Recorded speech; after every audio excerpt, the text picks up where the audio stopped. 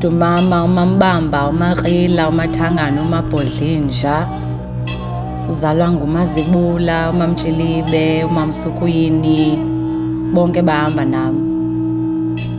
These are the ancestors, my tribe, and those that I move with, those that I carry with me in my way of navigating the unintelligibility of being a human being in this body, in this time and space.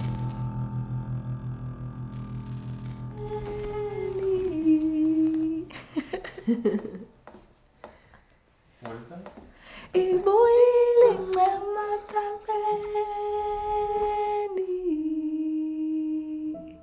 That's our song. So I grew up in Beacon Bay, East London, South Africa. Initially, I spoke very little bit of my mother tongue, just by virtue of the schools I went to. We had English as our first language, and then Afrikaans as our second language, and then Xhosa as our third language, even though the majority of the province I grew up in was Xhosa speaking. So I always felt kind of like I'm not in my own shoes in speaking this language that is not mine. And so I guess my music conveys that confusion in identity by speaking in the language. And then also a lot of the subject matter describes the pain and the feelings of displacement and the multiple personalities that one has to assume to survive the world and the country in South Africa. Sometimes you don't know who you're supposed to be, and I think the songs go through that colliding.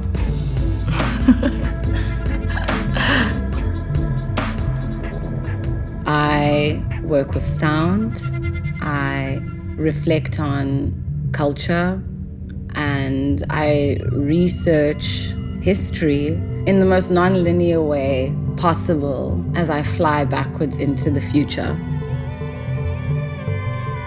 My musical practice is held together by a transdisciplinary collective. We've taught one another how to be curious and to sort of unpack the worlds our ancestors have inhabited. It's almost like we were all acting as bridges to one another. Each space, each cohort is charged with intention. And so the space often serves as a collaborating partner in a way for me, where sometimes I'm going to the mountain or to the forest to access stillness, but the land has other memories. Sometimes I hear voices of those who are no longer here. Like there's even a song that's like, Ngizwa amazwi awangasekho awe kanithule kancane ngithi ngizwa amazwi awangasekho.